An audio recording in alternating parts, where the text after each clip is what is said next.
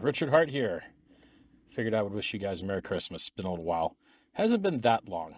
For some reason, I create content, I publish it, and then people pretend I didn't do it. You're like, hey, didn't I just drop like a 40-minute long audio file not very long ago? I don't get it. Didn't I record like a special intro from when the Highest of Stakes movie came out? Well, here we are again. Hopefully this satisfies your guys' excellent, amazing thirst for knowledge. I hope. So what do we got going on? Let's take a look. Let's take a look at the old markets, see where we're at. Let me open up a browser here.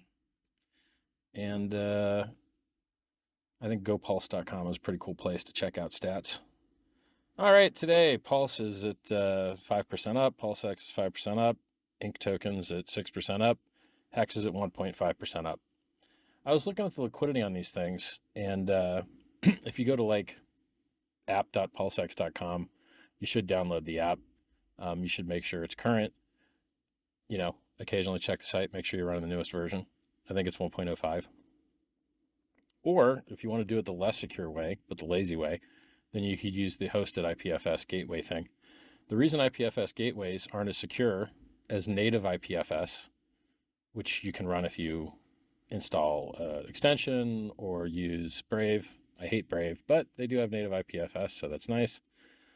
The reason that running a gateway is less secure is because the gateway could just change what's on the site whenever they want. So if the gateway gets hacked, they can replace the site with malware, and then you're probably going to get screwed, right? So downloading the software is the best thing. And the second best thing is a hosted local, you have your own IPFS hash, that that's the software that you're running, the one you want. And then third best would be an IPFS gateway, or, a hosted community website. And there's a lot of them in the community. I don't know all of them off the top of my head, but a lot of people just made their own hosted front end things. Because, the front end's the front end, right? It's software. You can run it. So the community ran it so that the URL is easier to type. Or, you can just download the file. The only kind of sucky thing about downloading the file is it scares you because it says, you sure you want to run this unsigned software? Well, if you're in crypto for privacy and personal power and, no middlemen and censorship resistance and permissionlessness, it sucks to have to ask permission from the Windows Corporation to register your company to get issued a signing thing that would then allow you to sign the software that you made. So if you don't do all that work, right? If you don't beg Microsoft or beg app stores for a signature, then you're going to get this warning that says, we don't know who made the software. Well, yeah, you don't. So congrats. Anyway, so that's the only downside to downloading the software is if you're new, but you don't know that the software is actually safe. It scares you because you're like, run this unsigned thing. But yeah, unsigned just means the Microsoft company or whatever OS you're running didn't bless it with their magical, signing ceremony key or whatever that you dox yourself for. So I remember back when Pulse and Pulse Chain were worth nothing. Not so very long ago, 226 days ago. Well, 228 days ago because it's day 227 now. 228 days ago, Pulse and PulseX and the incentive token were worth nothing. And people were trading them at zero. And people got them for free. World's largest free airdrop. And being that it's Christmas and people like to receive gifts, let's take a look and see how much this airdrop's worth. I think it's funny that like the market cap of the free coins given away on Pulse Chain to Ethereum token holders and tokens on the Ethereum network are actually millions and millions of dollars of free money. But people still complain. It's amazing. There's a lot of complaining out there. It's like, wow. It's like guys holding Ethereum, right? Like Solana pumped, and then guys holding Ethereum are crying and moaning and just so sad. And you're like, guys, it was $880 like a year ago. It's $2,200 now. Stop crying. Like it could be, look, it could be dumping, right? It could be going to zero. Just chill. Stop the crying. But you see, human beings, they're not actually rational. They're jealous. So if you've got a hotter girlfriend than somebody, they're mad at you. If you've got more money than somebody, they're mad at you. If you got bigger muscles than somebody, they're mad at you. If you're younger or prettier, whatever, like it's basically a world of player haters. Now I can't lie. I feel that same emotion. I see people with more than me and doing better than me, and it makes me jealous because that's what being human is, right? Like it's built in the game. Jealousy is interesting. It's it's an effective strategy for conscious creatures, which is why you see it across different species. And one drives you to perform better, but it also drives you to do stuff that sucks, right? Like I think vandalism is in part a part of jealousy. Like if you can't have something good, then everyone else can't either, that kind of crap. So it's not all upside. There's a fair amount of downside to jealousy. And if, I've explained it a few times, the key to wealth is appreciating what you have. If you're always focused on what you don't have, you will always be unhappy. And the more you get, the more unhappy you'll be, right? So let's say you got a Ferrari and a Lamborghini. You're driving the Ferrari. Well, you're not driving a Lamborghini. Well, sad you, right? Then you got 10 cars. I'm not driving my 9 other cars, you know. So if you truly want to be healthy, if you truly want to be happy and healthy and wealthy and all that, you got to be grateful for what you got, because the more you have, the more you don't have. I know it sounds weird. It's kind of like Dunning-Kruger. The smarter you get, the more you realize you don't know. The dumber you are, the less you realize what you don't know. So you think you're smarter. Well, it's the same thing with money, right? The richer you get, the more you realize you don't have or you're not using. And then the worse you feel. I mean, like in general, rich people, not really that happy usually. Hi, happy with people, happy with friends, not that happy alone. So that's kind of how the tortured genius thing works. Did he just call himself a genius? Yeah, I called the top on the day a couple of years ago. Hi. I called the top at 65K. Price is 43K. What's up? I like how people talk about Michael Saylor. They're like, Michael Saylor's up $1 billion. You're like, hold on a second, you idiots. Let me explain this to you, okay? When you enter a position, you slip the market against yourself. When you enter positions, it's called slippage, right? So if you enter billions of dollars of a position, your actual exit price is a lot lower than what you think it is, because it's going to slide against you on the way out. So a real easy way to tell how the slippage is going to get you is to get in your position, right? However you're entering. I don't know if you're market buying or spreading it over time weighted average pricing, dollar cost averaging, whatever. And then take your position and look at what it would be if you sold it. Right? That makes sense, right? So people are like, oh, Michael Saylor's up so much money. And you're like, yeah. And then how much down would he be if you tried to exit right now? It's not when you buy billions of dollars of an illiquid thing, you're going to push the price up against yourself, and then you're going to feel rich. But then if you're smart, which is what I just educated you guys on, you got to look at your slippage on the way out, and you'll be like, dang, I'm actually not up. Hope I can, scale out or whatever. So this idea that guys that got wrecked buying the top after I called the top are somehow now to be worshipped as though they're smart is very stupid to me. I called the top at 65K. Price is now 43K. It's never gone over 65K since. I called the top on the day. Miracle worker, did it for free. Hi. And they're bragging about buying the top and holding. Okay. Especially when you made the top by pushing it up with leverage. What an idiot. And then you see other things like this guy, I don't even know his name, Raul something, Raul Powell or Paul, I don't know, some guy with like a podcast. This guy buys the top irresponsibly long on margin, uses options for leverage. I warned him. I said, don't do it. Don't do it, bro. In his thread, telling him, don't do it. Ladies, liquors, and leverage. Don't do it. You'll get wrecked. He gets wrecked. But now he's like doing victory laps somehow. Like, bro, what? I called the top of these things. You guys bought the top. Stop acting like you won. You didn't win. Hi, Richard Hart.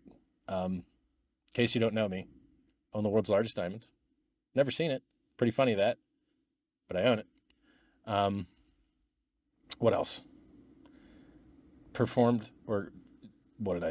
Founded the world's largest airdrop, which here's some market caps for those coins. Let's go take a look at some. We've got, I'm just going to sort by liquidity here. Or no, should I sort by market cap? Fully diluted value? Is that the way? Let's look at the wrapped Bitcoin. Now, why do I hate talking about PRC20s to you guys? Because any PRCI20 I mention, I'm worried that you guys just buy. It worries me. I don't want you to do that. So wrapped Bitcoin has an admin key, okay? BitGo, a company in the United States, has that admin key. They could just infinitely mint as many more as they wanted and dump this thing to zero if they wanted to. Now, are they going to do that? I have no idea. Would their shareholders like it if they did that? I have no idea. I don't even think they're public. They're private. In general, I like the things that I founded. I think they have good designs. I hate admin keys. I prefer not to see admin keys wherever they can be removed and not exist. So, WBTC has an admin key, therefore I'm not really a big fan. But god darn, as far as ERC20s and PRC20s go, man, you're just buried in admin keys. Anyway, long story short. So, there's a reason I don't talk to you about half the things on Pulse Chain or that half the PRC20s in the world is because, there's risk in them, right? So wrapped Bitcoin, fully diluted value, 14 million bucks. So I think that means is that the total supply, I'm not sure this website's measuring the total supply accurately, but let's just assume it is. The total supply times the price is 14 million bucks.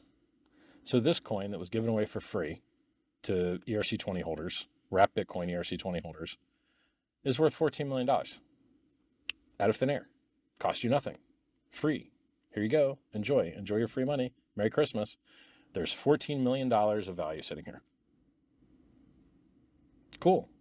And there's 300K of liquidity. Now, I hear this like, oh, Solana's pumping. And then I go look at Solana. And then I go sort by liquidity. And there's no liquidity on anything. And I don't get it. Now, when you have really low liquidity, it means that the price can go very high with less amounts of money. But in a Uniswap V2 automated market maker where the bid and the ask are symmetrical, and this doesn't speak to anywhere else it's traded, right? Like I'm not looking at all the other places it can trade. I'm just looking online at the, what I consider to be the most trust reduced way to trade, because you can't get screwed by an exchange stealing your money. You can only get screwed by contract vulnerabilities or rug pulls or, bad PRC or ERC20s that have like inflation bugs, RAM keys, stuff like that. But it is, you don't have to trust as much. If an exchange gets your money, this is another thing, right, that I understand. Well, let me finish this point. There's millions and millions of dollars of free money that was given away to people. Pulse was given away for free to every Ethereum holder. A PRC20 copy was given away to every ERC20 holder. There's millions and millions of dollars of free money sitting here. And you idiots on the Ethereum network that aren't smart enough to say thank you for the free money, for some reason, you're also not smart enough to take advantage of all the lower gas costs. So if we look right now at gopulse.com/gas, it's 50,000 times cheaper to use Pulse Chain than Bitcoin. 50,000 times. It's 9,000, well, 83.96 currently. Let's call it 8,000 times cheaper to use Pulse Chain than to use Ethereum. Pulse Chain was designed to help get the Ethereum gas fees down. Well, guys, if you would put a little bit less load on the Ethereum network, it wouldn't cost you $5 to send an ERC20 or $20 to do a swap. It would cost you less than a penny. Right now, it costs less than a penny to do a swap, Pulse Chain. It costs, you could do about 5,000 sends for a penny.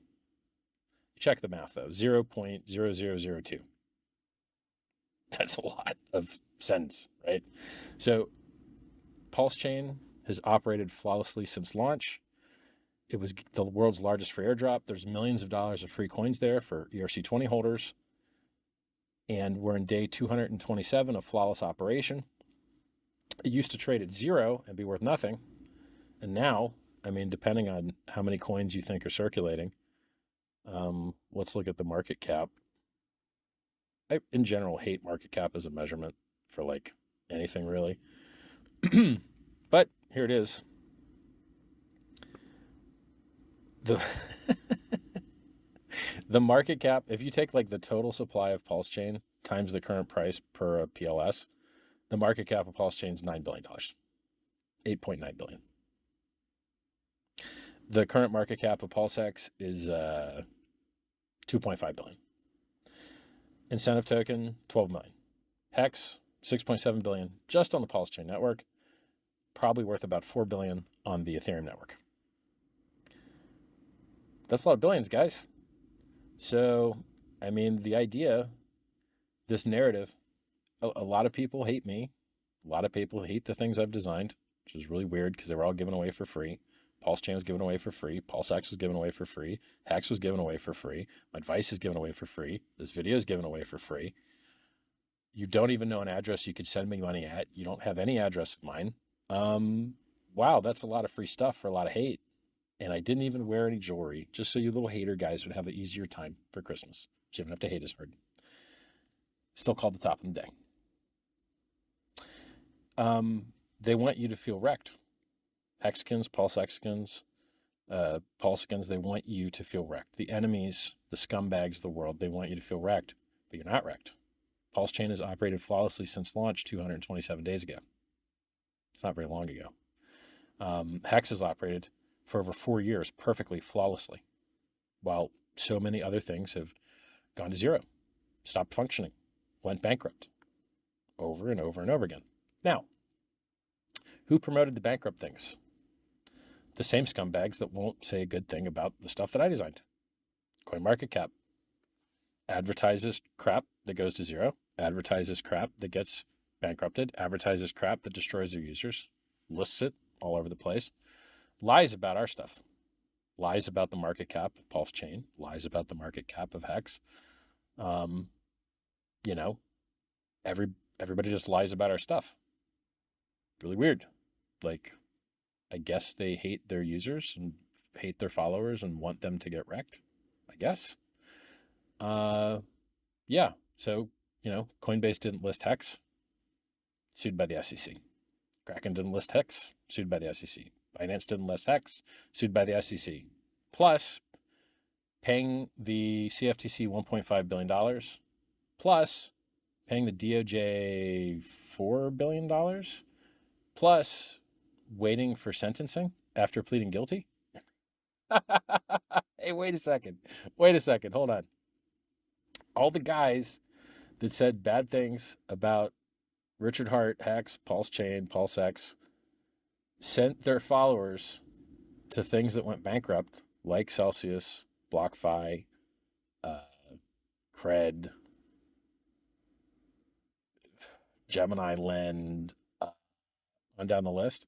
While I told you all not to pick up pennies in freight trains, not to pick up pennies in front of freight trains, not to risk your whole stack for 7%, not to do the opposite of why cryptocurrency was invented and take counterparty risk. It just blew my mind. And then these same idiots are doing the same stuff. Oh, here's another funny thing.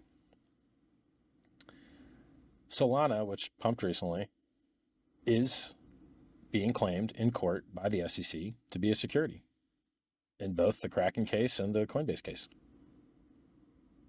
Pumped anyway. Now, so right now I'm just kind of talking about market things. So 4 years of perfect flawless operation on Hex while everyone else got wrecked. Called the top of the day. Never went over that price. Yay.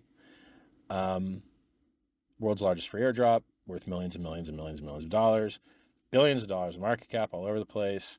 4 years of perfect flawless operation in Hex. 227 days of perfect flawless operation in Pulse Chain. Yeah, these things are all going very good. Now, oh yeah, and apparently getting called a security doesn't mean you can't pump, because there you go. Solana pumped. Also, what I think is funny, well, a few things about Solana. It used to be down all the time. And now it has a lot of inflation. So apparently the way Solana works is that they inflate it a lot to subsidize the fees to be cheaper, which then, if the guys that are getting inflation ever decide to sell it, is going to suck. So Solana has very high inflation compared to Bitcoin. Bitcoin has very high inflation compared to Ethereum. And I think Ethereum's inflation is very similar to Pulse Chain's, but I'd have to look. There's some website that has like a counter. Because basically in Ethereum and Pulse Chain, they both use EIP 1559. And even though Pulse Chain has 25% less base inflation, so if the gas usage on both systems was the same, Pulse Chain would inflate 25% less. But EIP 1559 introduces burning, and burning increases as a result of what percentage of the block space you're using. So they target 30 million gas, and then the fees get a lot higher if you go over half of that. So they're really targeting 15 million gas of the 30 million max. And Pulse Chain inherited a lot of those parameters. So long story short, because the gas fees are so cheap on Pulse, we might not be pushing into that gas demand as hard. So we might not be burning as much. So there's a chance that Pulse Chain's inflating a little bit more than Ethereum, but probably, last time I checked, still less than Bitcoin. Yay. We're talking like Bitcoin's at like 1.2% inflation, and like Ethereum's negative 0.18 or something. These are very small percentages. So, but you know, a percentage of a very large market cap is a lot of money. So when you talk about Bitcoin inflating at 1%, you know, 1% of $500 billion is what? What is that? Calc 500 billion times 1.5 over 100. Wow, that's 7.5 billion. That's a lot of money. Wow. Is Bitcoin worth 500 billion? Let's look. Yep. It's 855 billion. Wow. So basically that means that the miners are getting paid billions of dollars a year to dump the price to enrich mining hardware manufacturers and electric companies and harm the environment. Hey, but most of it's renewable. Yeah, but not all of it. So there you go. Still hurting the environment. Pulse Chain solved this. Also Ethereum solved this, right? You don't need to destroy the environment or enrich electricity companies or enrich mining hardware manufacturers to maintain a consensus network, period.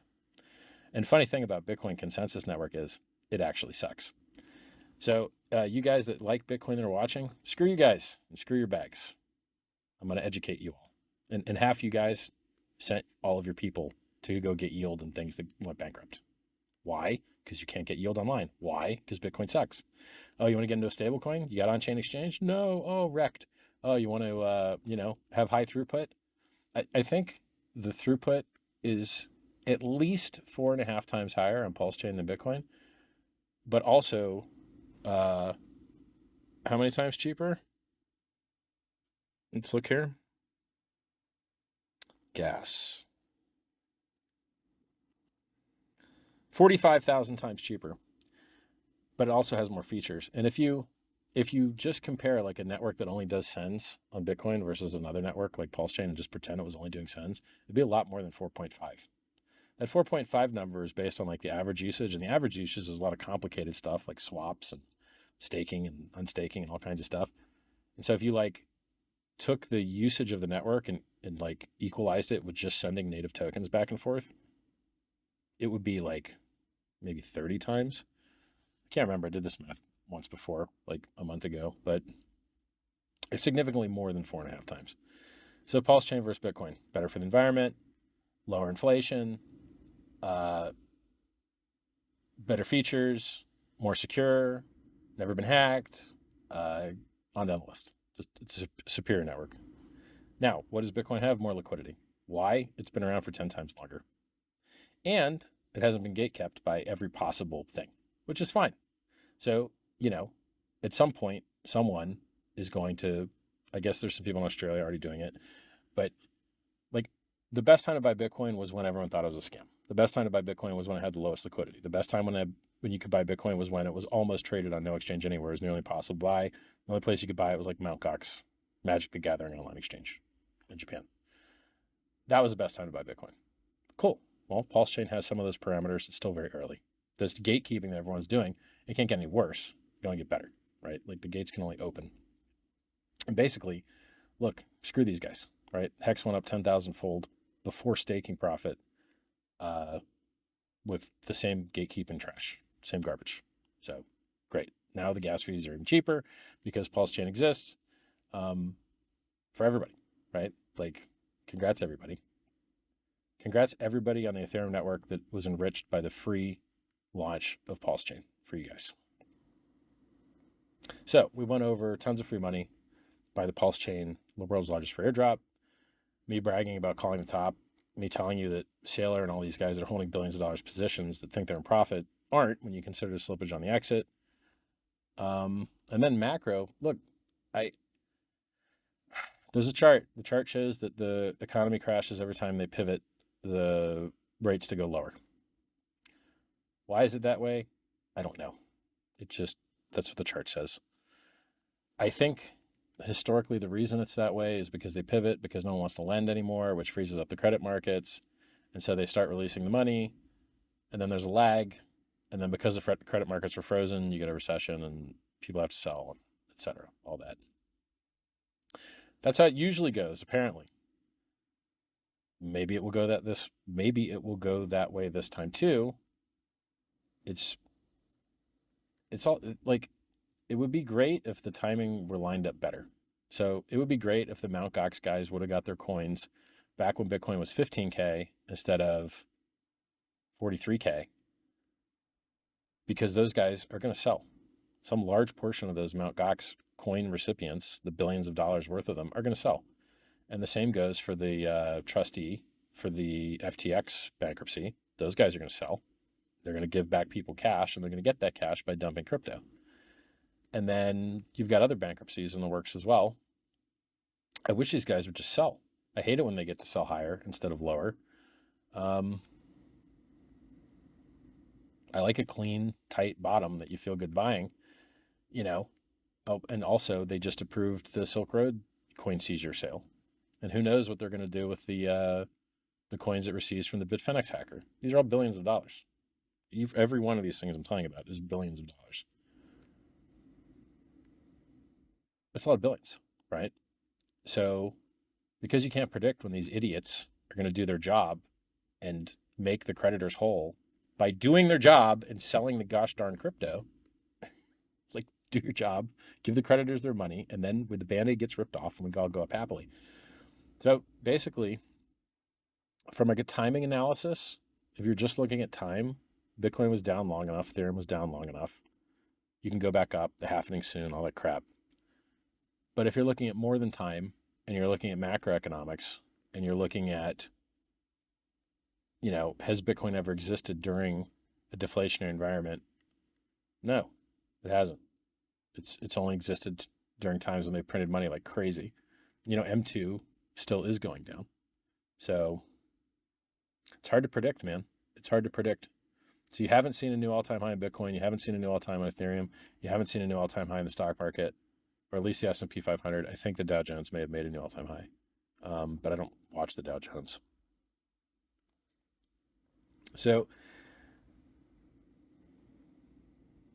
is this the bull market? It depends on your time frame. You know, if you bought Bitcoin at 15K, 43K probably feels good. If you bought Ethereum at 880 and now it's 2350 or 2250 or 2300, you feel good. If you bought Pulse or Pulse X when they were near zero or at zero, yeah, you're probably pretty happy with market caps in the billions. It really depends on your time frame. It's just the larger your stack gets, the more careful you have to be, because you can never make it back. If your stack gets large enough, never make it back's not the right way, but statistically, the larger your stack gets, the harder it is to make it back if you lose it. The smaller your stack is, who really, like, if you get paid $20 an hour and the stack that you have at risk is $20, you've really got at risk an hour, right? You can make back your whole loss in an hour. But if you've got a lifetime worth of stack and it's worth, billions or hundreds of millions, you really can't make a mistake. You cannot, it has to be on point. It has to be right. And you're going to watch a lot of gains and things that are stupid. You're never going to have a shortage of people making insane gains in illiquid things that eventually go to zero. You're never going to have a shortage of that. And you're never going to have a shortage of people buying stupid things. So, what does Dogecoin do? Nothing good. It's a JPEG, basically. It's a bad network with low features that has a JPEG as its claim to fame. I'm not really into the JPEG claim to fame stuff. I don't really like it. Now, have a lot of people made money on it? Yes. A lot of people lost money on it? Yes. I feel more wholesome and joyous when there's unique utility behind the thing. So let's talk about, now look, will I probably eventually have some JPEG thing? Yes, probably. Why? Because why not? I could make a better JPEG thing than other people, but I'm still going to tell you I hate it. So I'll make a better JPEG thing than other people, but I'm still going to tell you I hate it. Honesty is what I do.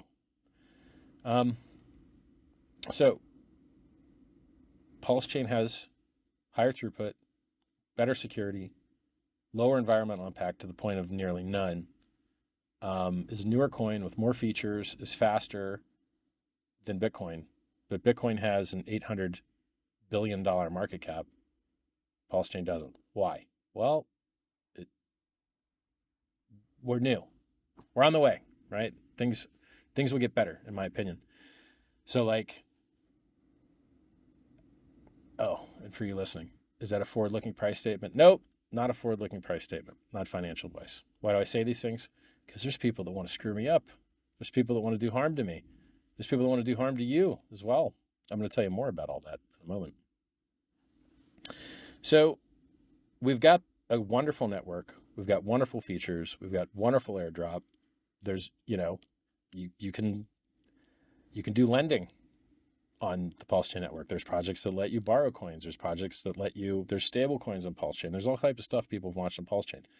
I don't know that much about it. You can look into it. People are building new things on the network and launching them. It's cool. I'd love to see fiat on-ramps. I'd love it. One cool thing I saw this community do is that they made a bot, or several bots, I think several teams built bots, that send you free Pulse if you bridge into the network. So it used to be if you bridge into the network, you also had to bridge over some Pulse.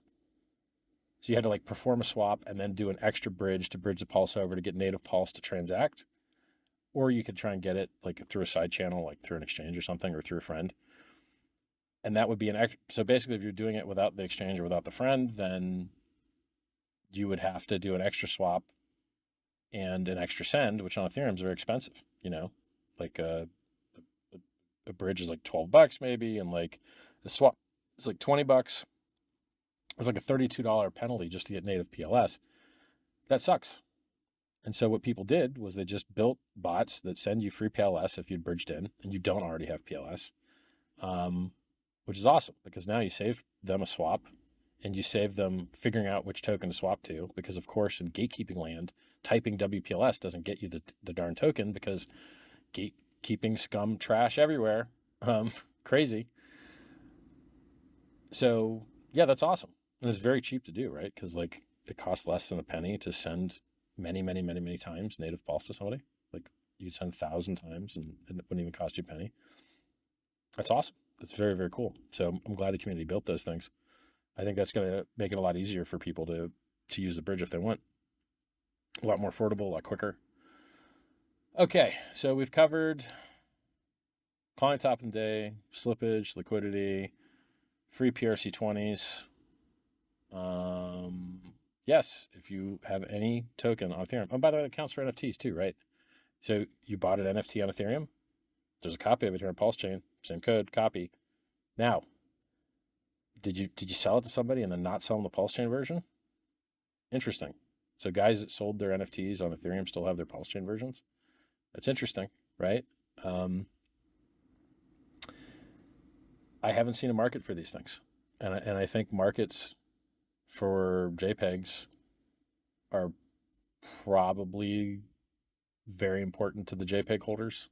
So I think you may see more, if someone makes a market for the PRC, for the pulse chain versions of NFTs, I think you'd see it take off because these guys are wrecked.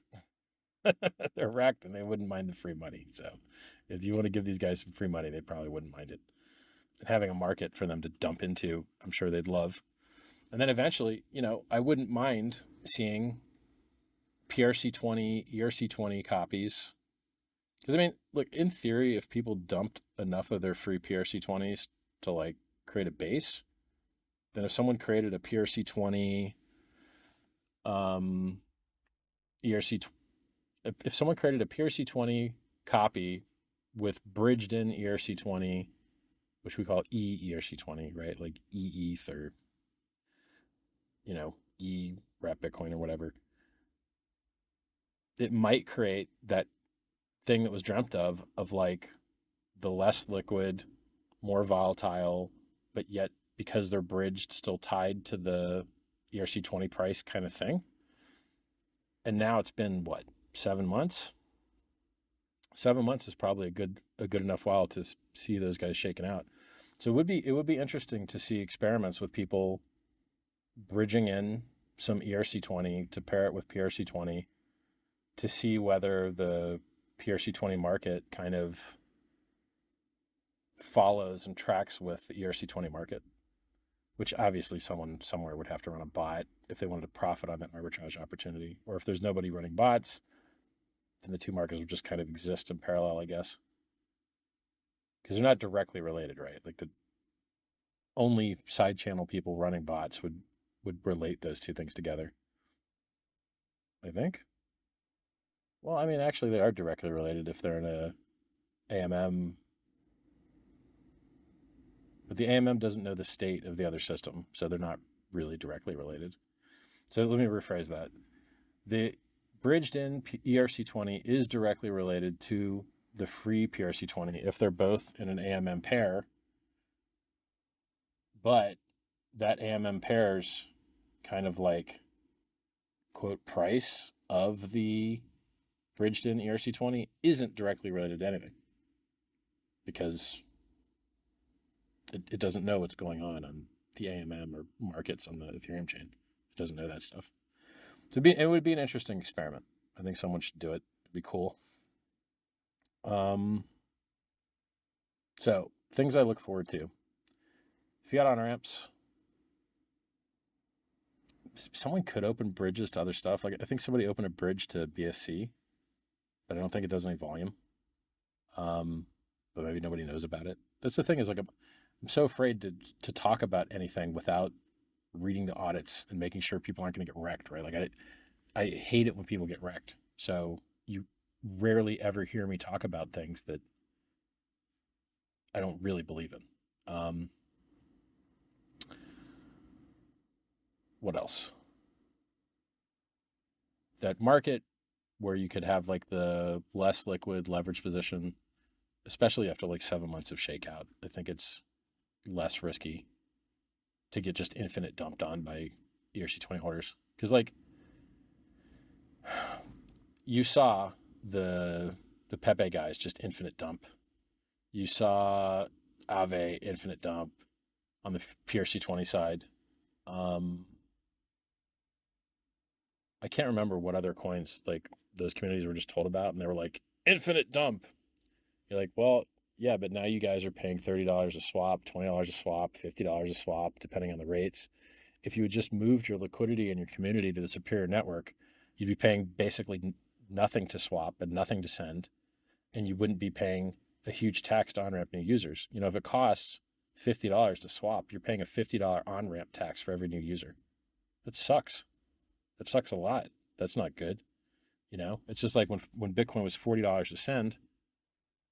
I try to explain this to people, but some dum-dums didn't get it. If it costs $40 to send Bitcoin forevermore, which I don't think it will, but let's say it did, then if someone sent you $40 of Bitcoin, you really have zero because it would cost you $40 to send it to the next guy or to the exchange or to the merchant or to do anything with it. It would cost you $40.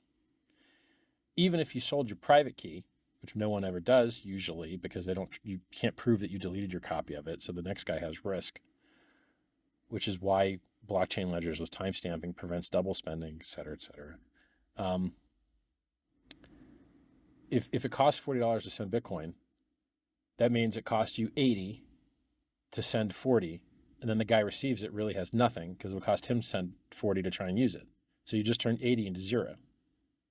So if it costs $40 to use Bitcoin, it means if you spend 80, you have zero because it cost you 80 to buy 80, but then you only received 40 because the exchange is going to charge you to receive the 40, and then it's going to cost you 40 to send. And so that guy receives actually zero. I mean, actually, including, so it may be worse than I had originally explained it. It may cost $120 to turn into zero. So let's do the math real quick. You send $120 to the exchange. Exchanging is stupid. They don't want to lose money on you. So they're going to charge you 40 to send because it costs them 40 to send. So you buy 120 from your exchange. You pay them 40 to send it to you. Now you've got 80 left. You send 40 to your friend. It costs you 40. So now your balance is zero. And your friend received 40, but it's worth zero because you can't use it without spending 40. So now you've actually turned 120 into zero. Before, in my previous example that people argued about, the argument was that you got 80 to zero. But in actuality, if the exchange ain't stupid and they don't lose money sending you the coins, it's really turning 120 into zero. So now you've got $120 minimum tax to on-ramp someone if they're ever going to send coins to a friend. It's untenable and stupid and not why cryptocurrency was invented. It's not supposed to be worse than the legacy system. Like this.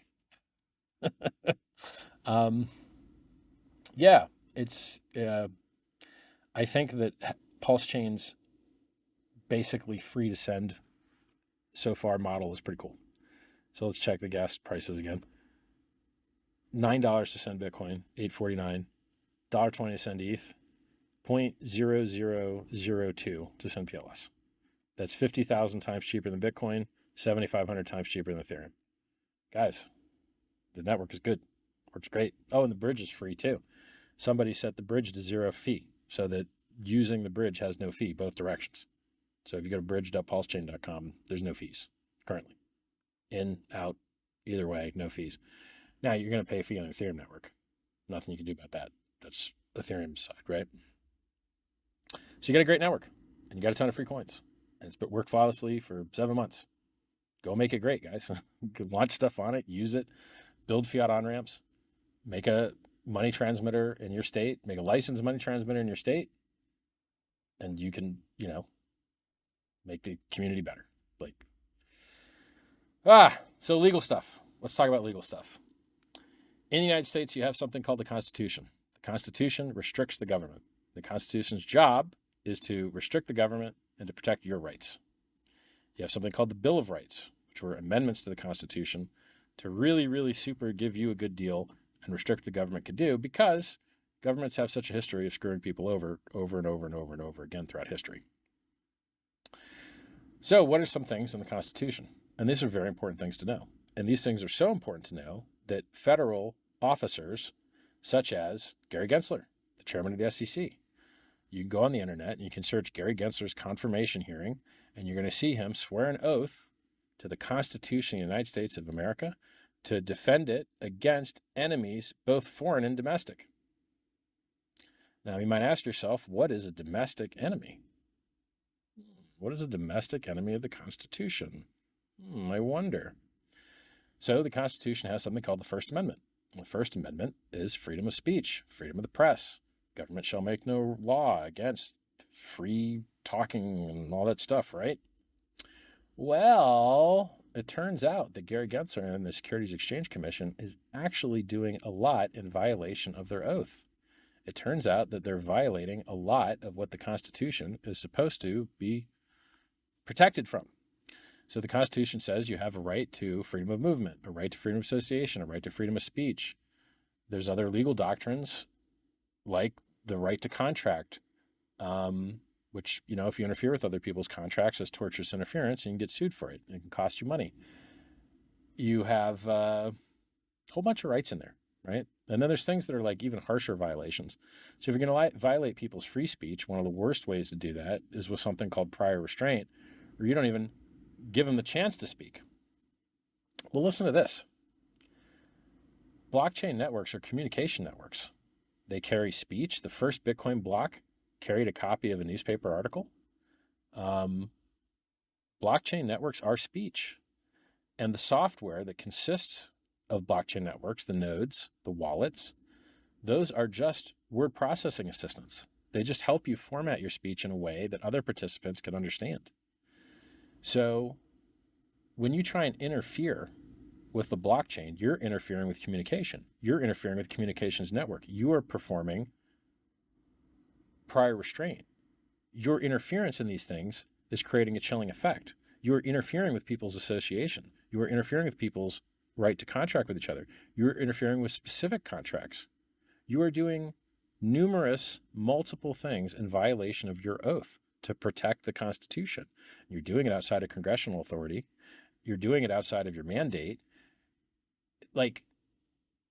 So I don't understand how America became the carceral state. America has the highest rate of incarceration of any nation that has ever existed in the history of mankind. And yet you see very few lawsuits against people in the government. It just doesn't seem to match up to me.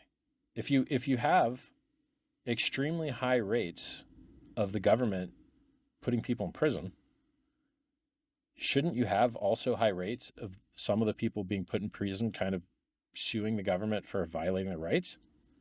I mean, you go around the world and you can't even in some countries get 20 years for murder, but in the United States, they hand out time like it's candy. You can get 20 years very easily for doing lots of different things. Very easy to get 20 years in the United States. Very hard to get 20 years anywhere else. Isn't that cruel and unusual? By the way, Bill of Rights has a rule against cruel and unusual punishment. Shouldn't there be more lawsuits over this? Isn't it cruel and unusual that for things that aren't murder, you're getting what the entire rest of the world considers to be murder punishments? And I think even in the United States, you see crimes that just, you're going to get punished harder for nonviolent crimes than violent crimes in a lot of instances. Doesn't make any sense. Or like meta crime that doesn't even have a victim. These things are like, they're not healthy. They're not good. And it's how you end up with the highest rate of incarceration in the history of mankind. So do you really have the rights you're not willing to fight for? Probably not. So you got to fight for these rights. And it's just tragic because so few people have the funding or the ability to stand up to the blowback to fight for your rights. I mean, when the ex-president of the United States is having lawfare used against him so that he can't run for office, that's what they do in the third world. The people in power use the executive branch and the police to make it so that no one can run against them, so they just keep winning. That's not good for democracy, guys. It's really not. You're supposed to have free and fair elections where people are allowed to choose between different parties, and you're not supposed to, once again, this is just like prior restraint. You're not supposed to, before they can run, make sure they can't run, because how can you have a fair election when the people that you want to unelect are in control of who gets to run against them? It doesn't make sense. And then, if you give the government this power that they shouldn't have, at some point you'll get a bad team in charge, and that bad team will abuse that power. And so traditionally, the founding fathers figured it out, that there should be checks and balances. You shouldn't just rely on one person being good for everything to work out. You should assume that occasionally someone's going to suck, some bad guy's going to get power, and you should have a checks and balance. So, the legislative branch is supposed to write the law. The executive branch is supposed to execute it. The judicial branch is supposed to, be in the middle, making sure that everything works right between the two. Right now, the administrative state, a fourth branch of government that's not supposed to exist, of unelected bureaucrats, is writing all the laws, encumbering millions of people with regulations, and there's no counterplay. Your counterplay is to sue them in court and get them declared arbitrary and capricious. So, how many times recently has the SEC been declared arbitrary and capricious? Numerous times. Numerous. So in the Ripple case, the judge basically said that the SEC lawyers were not performing with a faithful allegiance to the law and was changing their story based on, getting whatever they wanted. The SEC just recently, their lawyers were lying in a case, and the judge caught them in the lies and said, well, now that you've been caught in these lies, explain to me why I shouldn't sanction you and fine you directly. Fine the SEC lawyer that was lying to the court. And then you see all of his bosses at the SEC jump in there like, we're sorry, Your Honor. Please don't fine us, bro. Don't sanction us, bro. We're going to retrain everybody. And so I will let you guys know where to find these specific documents. This is only a couple days old. The SEC. So then you see this guy's bosses at the SEC throwing him under the bus and throwing junior guys under the bus, if I remember correctly, and then talking about how they're going to retrain all their litigators and how they're getting rid of that guy and they're putting in new guys. And you're like, hey, you know what? You wouldn't have all these problems if you just didn't lie to the judge. So you don't need to train your guys on how to not lie to the judge. And this isn't the only thing, right? The SEC's lost 4 of their last 5 cases in front of the Supreme Court. Gary Gensler likes to go on television speaking outside of his capacity of the SEC. So he'll go in interviews with people and say that he's not speaking on behalf of the SEC. Well, buddy, that means you're speaking on behalf of yourself, which means it's actionable. Okay, you are speaking on behalf of yourself, and you are moving markets, and you are manipulating markets. You, Gary Gensler, are manipulating markets outside of your authority at the SEC, which means you are personally responsible. You hear me hedging the heck out of my language because I don't want to catch a case. Not financial advice, do your own research, no forward-looking statements. But you, buddy, you're on record teaching at MIT saying that 75% of tokens are not securities, and then you get a job, you got your round trip, you got your revolving door, you got your 16 years at Goldman Sachs, but now you get to regulate Goldman Sachs. That's a good round trip you got there, buddy. You get to defend all your friends that you make all your money with. Hey, where's all your money, Gary? It's with all your friends that you're helping out by screwing the competitors, right? So in Gary's world, and by the way, so I would love to see Gary Gensler catch a charge for his manipulating markets with his speech outside of his capacity at the SEC. I would love to see him catch a charge for violating his oath. I'd love to see people suing him directly because people don't understand. When the SEC attempts to call something a security, it's like calling hugging, punching, and arresting parents for beating up their kids. It is disgusting. It is a violation of due process. It is a violation of equal protection. People that speak to each other using the blockchain deserve the same rights as people that speak to each other using pens and paper, non-digitally, analog. They should have the same protection of the people that use the mail. They should have the same protection of the people that use the telephone. So there's so many things going wrong right now, and it's just going to cost millions and millions of dollars to fix it. And I think you could reduce the amount of millions spent if there was some personal responsibility. I think if people were held personally responsible for what they're doing, right? So if you're a guard in a jail and you violate someone's rights, you can be sued around your qualified immunity. If you decide to go outside of your authority and outside of your qualified immunity protection to make statements that damage markets, maybe you should be held personally responsible for that. Maybe you should answer to the court for that. If you say things like, we want to lose more cases because if you're not bringing enough cases, if you're not losing cases, you're not bringing enough. Gary Gensler's on the record saying that. Gary Gensler's on the record in Congress under oath saying that there's a gap in the legislation where they can't regulate exchanges because they're crypto exchanges, not securities exchanges. And then, not so long later, he goes, was I lying then or was I lying now? I don't know, but my story sure has changed. Now we actually have everything we need. Just come in and register, even though they've been sued by Coinbase via writ of mandamus.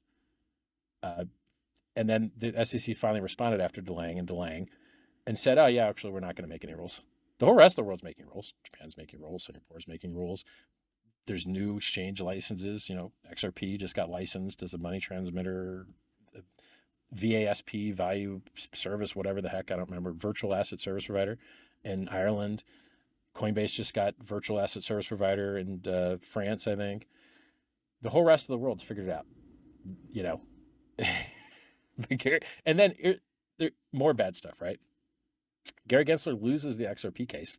Now, look, is it him specifically? No. But I think he's on the commission of guys that has to vote for what actually gets sued, right? So I think there's like 5 people on the commission, and you need like 3 of 5. And if you get 3 of 5, then they can like bring an action against somebody. I think that's how it works. Not an expert, not a lawyer.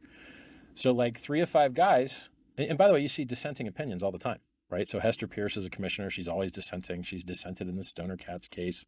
She's dissented in a bunch of cases. She's going to tell you what we're doing is wrong. Like this stuff that the SEC is doing is wrong. And she's on the board. She's in the commission, right? She's one of the 5 people that gets to vote on these things. And there's another guy, I think his name's Udaya, that like is commonly dissenting with her these days. Now, like, why am I telling you guys about this stuff? Because these are your rights. I don't live in the United States. I haven't lived in the United States for decades. These are your rights. These are your problems. These people are screwing you. You need to do something about it. So the things that I'm telling you that are obviously true, like for instance, you can't custody cryptocurrency. Like I'll give you an example. The IRS is trying to make some law where like anybody that could have known about a transaction now has compelled speech and has to like gather data on other people, which will be hacked and stolen by Chinese hackers and Russian hackers, but they're just idiots, right? It's just like the SEC themselves. They in their own annual letter declare that they can't find experts to work on crypto because they all own crypto and don't want to sell it. And so then they're not allowed to hire people that own crypto. Okay. Well, maybe you guys have a bad setup, or maybe like stop sucking, right? Just stop sucking, guys. If you don't have the expertise to regulate a thing, it's better to do no harm first, right? Like the Hippocrates law that doctors follow, do no harm first. Yeah, like Gary Gensler was making meetings with Sam Bankman-Fried, his buddy, right? His Democrat, like Gary Gensler was the treasurer for Hillary Clinton's Democratic campaign for president. He's as political as you can get, I think. Here he is meeting with, Sam Bankman-Fried, who sent tons of money to Democratic, politicians. You got, was it Maxine Waters blowing Sam Bankman-Fried a kiss? Yeah, guys, good one. But you're not going to give the creditors back that money they donated, are you? FTX went bankrupt. Sam Bankman-Fried stole the money. But you politicians aren't going to give back that money that he gave to you that he stole, are you? No, you're not. Why? You might not be good people.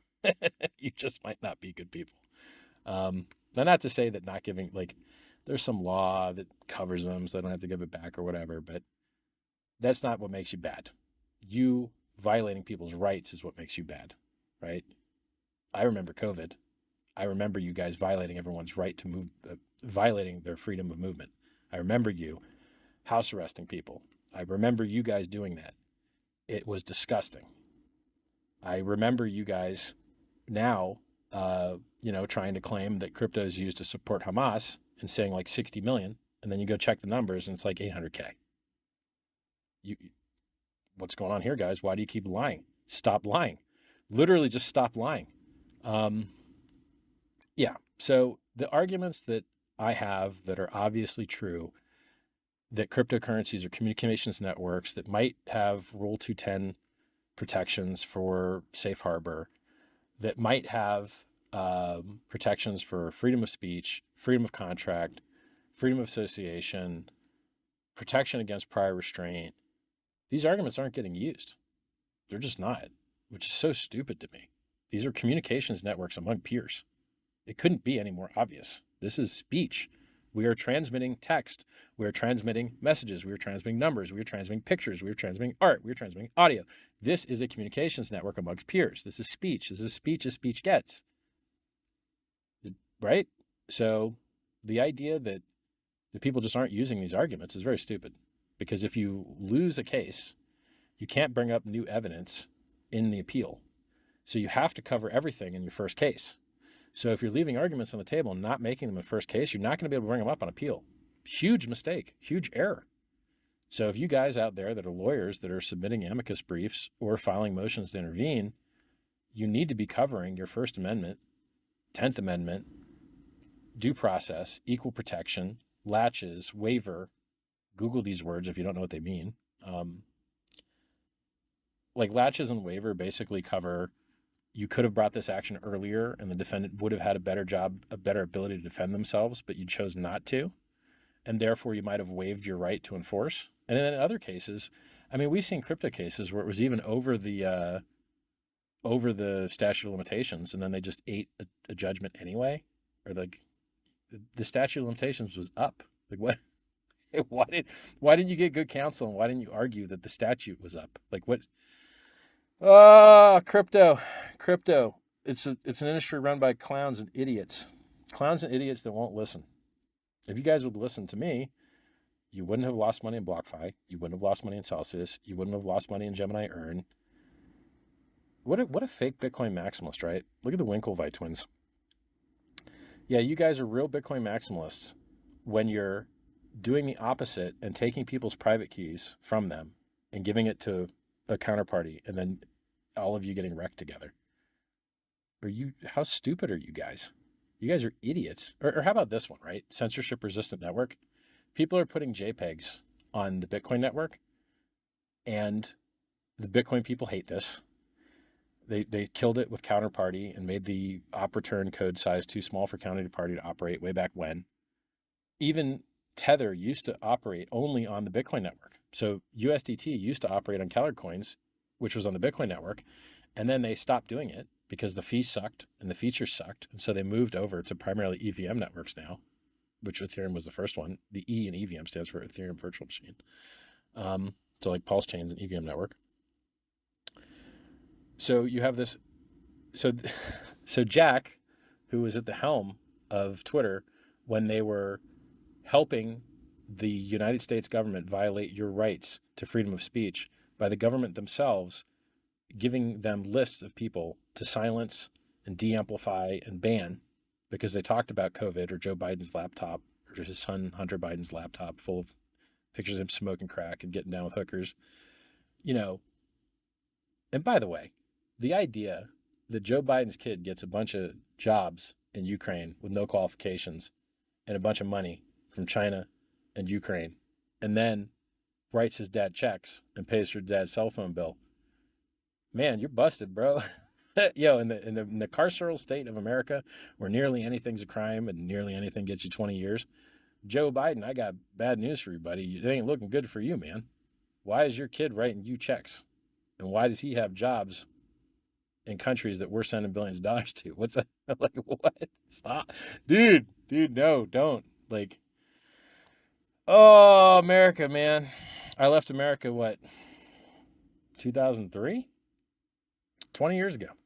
I left America 20 years ago, and yet here I am spending my days doing legal research to try and make America a better place.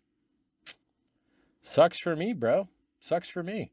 Left 20 years ago, didn't get any of that free helicopter money, didn't get any free money checks, didn't get any loans that I didn't pay back, any of that crap that everyone else in America apparently got. But here I am, still trying to make it a better place because my people. I care about my people. That's why I'm doing a Christmas video for you guys. And, that's why I give you so many things away for free. I care. Free book, t.me/Scivive, SCIVIVE. 2 free books there. Free coins, pulsechain.com, hex.com. What else?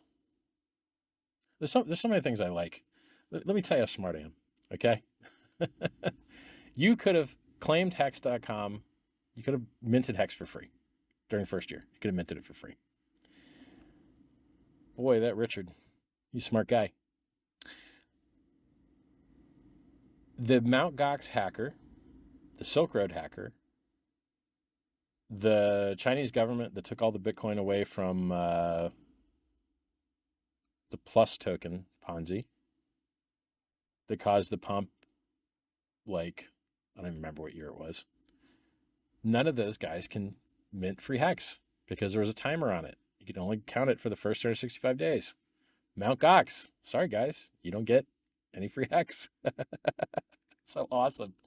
And actually, the GOX addresses were just removed. So even if they had made it before the timer, they were just not allowed to anyway. What a good design. What a better design. Instead of getting your head dumped on by the government. The government took the Silk Road hackers' coins. He's going to dump them on you. The government took the Bitfinex hackers' coins. He's going to dump them on you. The government took FTX's coins. They're going to dump them on you. You guys love giving the government your coins to dump them on you, don't you? You love it. You just can't get enough of it. But Richard Heart design stuff doesn't have this problem. Yay. Well done, Mr. Hart. Yeah.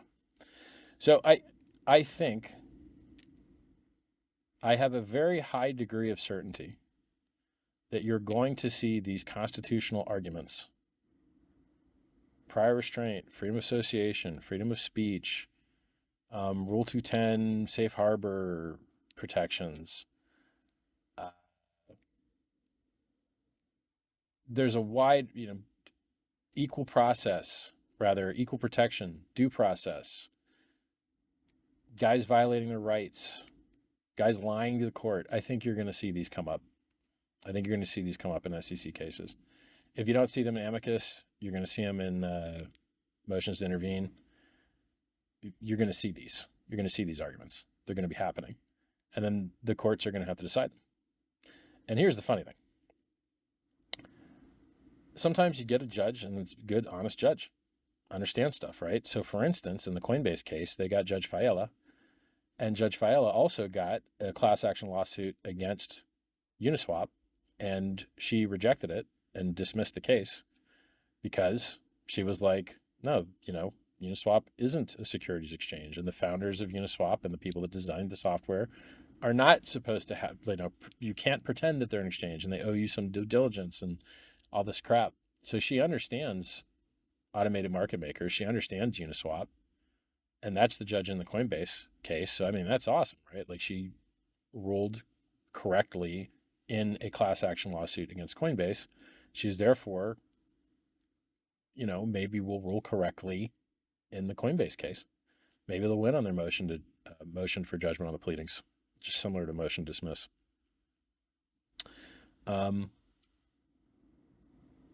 It depends on what judge you get and how much due diligence they want to put in. And there's a lot of cases out there, right? Like you've got the case against the Tornado guys. You've got the IRS. I guess that comment period's over, but you've got now the OFAC Treasury comment period regarding trying to make all mixers illegal, which is the dumbest thing ever. Like, hey guys, here's the Fourth Amendment. It says you have a right to privacy. Here's the United Nations, human rights thing that everyone signed off on, that we believe that these are the rights humans should have, and privacy is one of them. Freedom of movement's one of them too. But then you go make all these laws that are the opposite of it. You can't say that people have a right to privacy and then do everything you can to violate their privacy. It's not consistent. It doesn't make sense. You're violating the Constitution. Please stop. And they're just doing it all over the place. And people aren't fighting back. You can't have a functioning... Human beings are not designed to operate well in non-private environments. That's why we wear clothes. That's why we close our blinds. That's why we lock our doors. That's why we don't share our toothbrushes. Human beings function well when they have privacy. They do not function well without it. And it's crazy to me that these people, if you can call them that, keep trying to violate everybody's rights over and over and over and over and over again. It's enough. Please let us be free. Please. The founding fathers fought and died for our freedom. Many Americans have fought and died for our freedom. Can we please have our freedom? Pretty please? You guys should go get real jobs, producing things that people want, goods and services people want. If you're just removing people's freedom all day, there's a chance you're not helping society. There's a chance you're hurting society. So, unfortunate. All right. So you lawyers out there, you need to cover your First Amendment, equal protection, free speech, freedom of contract. There's a whole lot of things that you're not using that you're going to wish you'd used if you have to go to appeal. And it would be nice to have the precedent set.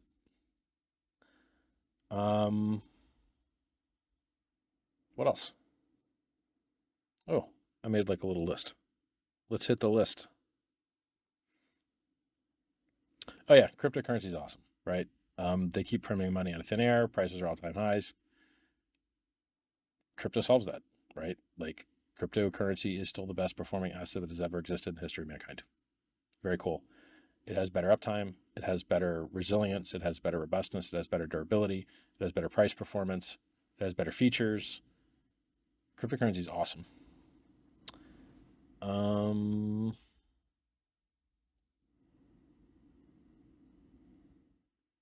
The freedom to transact underlies all other rights. So if you don't have the right to transact with people, which is something that the founding fathers assumed everyone would have, right? They paid people directly. There wasn't all these stupid intermediaries. If you don't have that, you don't have the right, you don't have the freedom of movement if you can't pay for your bus ticket. You don't have the freedom of speech if you can't buy an internet connection or send a letter. You need to be able to transact to use any of your other rights. Without the freedom to transact, you don't have any other rights. Man, I covered a lot of stuff on this list. That's good. Oh, the SEC custodying coins. Okay, I'll cover that.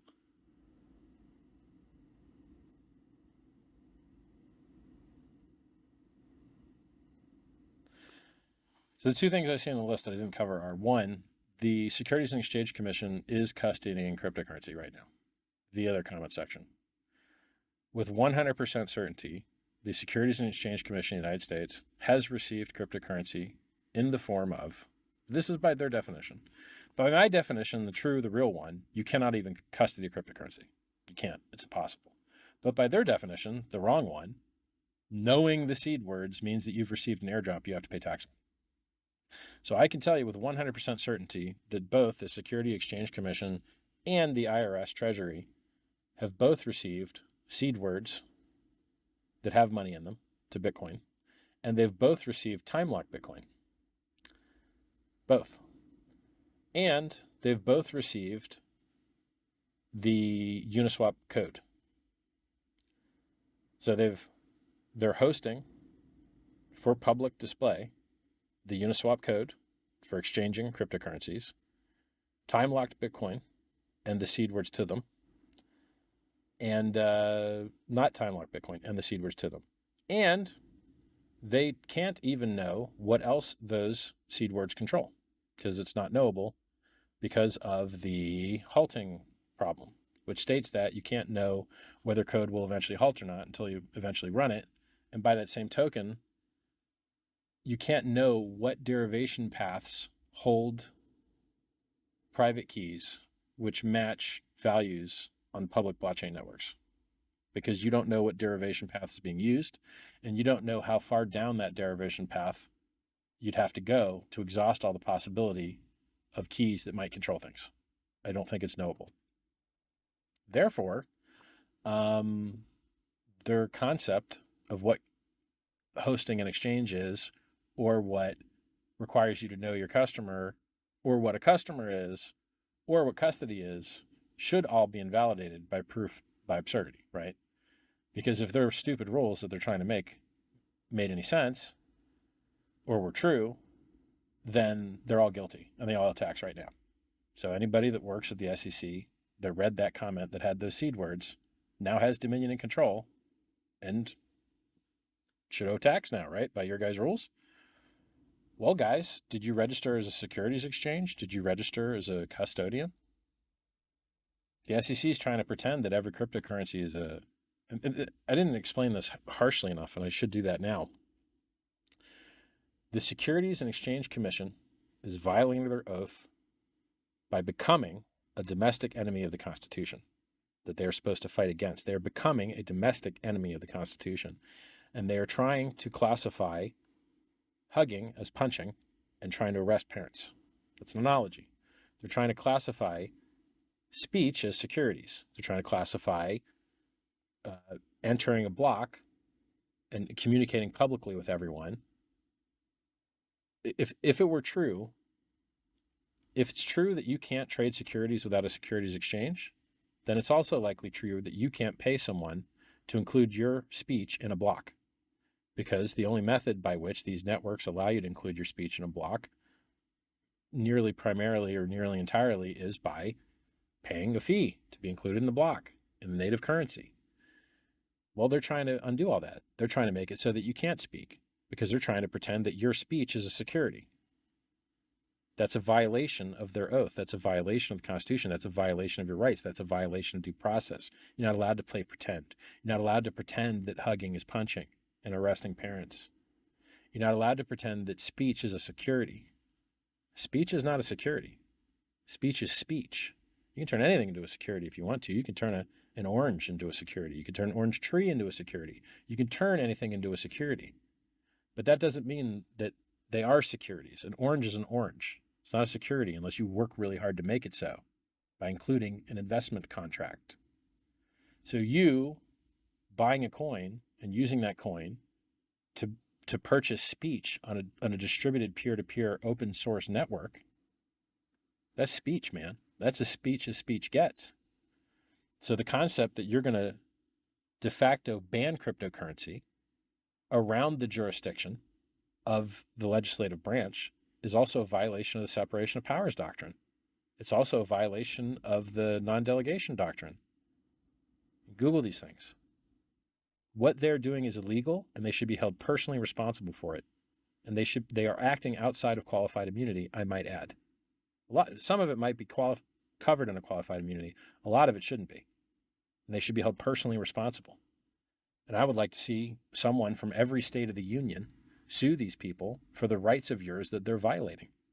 They have addresses, and they've got a lot of money, and they should be sued for what they're doing. Let the courts decide whether what they did was okay. Avail yourself of your ability to petition the court for your wrongness, the wrong that's been done to you. Wrongness wasn't the right word. The harms that you've suffered. So it's sad that we live in a world with so little personal responsibility, that unelected bureaucrats that have hundreds of millions of dollars that they've received working for people that have received billions of dollars of fine. Goldman Sachs has gotten so many fines, so many, along with so many other giant entities that these scumbags are protecting. They're violating your rights to protect people that want to also violate your rights. It's gross. It's disgusting. It's tragic. There's few things in the world that are trying to return the power to the people, as the founding fathers did. Who out there is working for your right to communicate with your fellow man? Who out there is working for your right to be able to save money without it being debased? Who out there is working for your right to your freedom to transact, which underpins all the other rights that you're supposed to have? Cryptocurrency is one of the few industries in the world really trying to return power to the people and introduce efficiency into extremely inefficient systems. And it's just, how can Gary Gensler support Bitcoin as though it were an immaculate conception that had a fact pattern that nothing else could ever possibly have? He speaks out of both sides of his mouth. He does everything he can to make sure that the ETFs never happen, never passes any rules, doesn't respond to Congress, is being threatened with subpoena by Congress, who's supposed to be his overseer, worked for the people that he's supposed to be regulating, and he's now choosing winners and losers in the technology sector, and the winner that he chose sucks. Bitcoin is not supposed to cost $9 to send. It's supposed to have larger blocks. It's supposed to have more features. Bitcoin sucks, guys. It's not good. It has a lot of liquidity, and some billionaires are buying it. Fabulous. But other than that, it's trash. It's not good software. It doesn't have a good roadmap. It doesn't have good developers. Oh yeah, Jack that ran Twitter while censoring people on behalf of the government in violation of the Constitution, now funded a pool for Bitcoin miners that was censoring JPEG transactions and was designed by an idiot, one of the few blockchain developers to get hacked for his coins. What? Why? Jack, you're an idiot. Jack, you're an idiot, and your beard looks stupid. I didn't like what you did at Twitter. It was disgusting. And now I don't like what you're doing with your stupid pool. Stop being an idiot. Jack, you're an idiot. You don't have to be an idiot. Watch my live streams. I'll educate you, okay? I'm good at crypto. You're bad at crypto. I'm good at free speech. You're bad at free speech. You suck, Jack. You suck. God, what's his name? Luke Dash Jr. Luke Jr., you suck. You're terrible. Okay? Like, it's just, Here's the good news. Pulse chain is working perfectly. Hex is working perfectly. You've got all the tools you need to make the world a better place. You are the network. You guys, somebody made these bots. Somebody's made some fiat on ramps. Somebody's made lending. Like, good job, guys. Keep being the change that you wish to see in the world. Keep creating, keep working. Look, I've been in Bitcoin since it was 50 cents. I bought it at 30. It went down to 2. My introduction to crypto more or less was 95% drop. And now it's 43K. Okay, so I was mining at 50 cents. Now it's $43,000. That's an 86,000x. That's not bad, right? There's going to be volatility. There's going to be ups and downs. You have the tools that you need to create great things. You really, really do. You have something better than Bitcoin will ever be. Now, you have something now that is better than Bitcoin will ever be. That's enough, man. That is enough. You have what you need to create greatness. And I think you're going to see regulatory clarity coming up. I wouldn't be surprised to see Coinbase win their case. Their legal filings sound awesome, right? That response to the complaint that they wrote was beautiful, really well written, worth reading more than once. So those guys did a great job. And then, you'll probably see good arguments in the Kraken case. And they've also got a lot of amicus briefs from other people as well. Some are okay. So I think you're going to get regulatory clarity, and I would love to see personal responsibility from individuals acting outside of their qualified immunity to violate your rights, your right to associate, your right to transact, your right to speak. It's disgusting, and they should be held personally responsible if the courts allow it. And you don't know unless you try. You really don't know unless you try. Yeah. So that's it. Merry Christmas, everybody. I hope that let's see how long this video was. I hope that this 1 hour and 22-minute video is enough for you guys out there. I hope you enjoy it. And, look, you're the network. If you want to see something amazing, you need to make it happen. If people are willing to buy coins that are down all the time, or, pictures, JPEG coins or whatever, maybe it's more, getting the word out that needs to be done. Maybe that's what makes the world a better place. If things are going to get better, you're going to make it better. I believe in you guys. Merry Christmas, everybody, and I'll talk to you soon. Bye.